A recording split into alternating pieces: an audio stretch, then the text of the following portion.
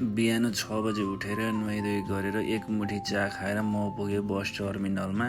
त्यसपछि 7:30 को बस रहेछ, हल्का आफूलाई पनि देखायो कि त्यसपछि बस हिँड्यो 7:30 मा सरर याङसनबाट है। झुपुक निद्रा पनि लागिरहेको थियो बेला बेलामा बिउजिँदै है। त्यसपछि यो डाँडा काँडा पाखा पोखेर हेर्दा त पुरै नेपालको याद आइदिने कि होइन। अनि यस्तो पुरै कोरियन टिभी कुहिरो लाएर हेर न, चिसो कम्ती चिसो अनि टाइम चाहिँ यति 37मा हिँडेको, 10:57मा चाहिँ सौल पुग्नु पर्ने, 210 किलोमिटर बाँकी थियो। अनि योगेश्वरमा आयो हामी।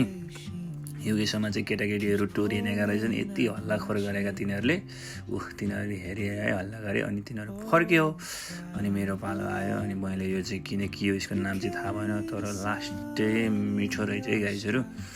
अनि फेरि म चाहिँ गएर बसमा आफ्नो सिटमा बसेँ। त्यसपछि बाहिर हेर्नु केही छैन, सबै कुहिरो मात्रै छ, त्यस्तै छ। अनि डक्क आयो फेरि हाम्रो नागढुङ्गाको सुरुङ जस्तो सुरुङ, हुरुरुरुरुरुरु कति लामो रहेछ। मैले यो 2x मा भिडियो बनाउँदा पनि होइन, 3x मा बनाउँदा पनि सकिएन कि। अब आयो बाहिरबाट उज्यालो सिन। त्यसपछि सिन हेर्दै डाँडा काँडा हेर्दा फेरि अर्को सुरुङ आयो। सुरुङ त गन्दा। मैले त 10-12वटा चाहिँ गने, अरू चाहिँ निधाएँ है।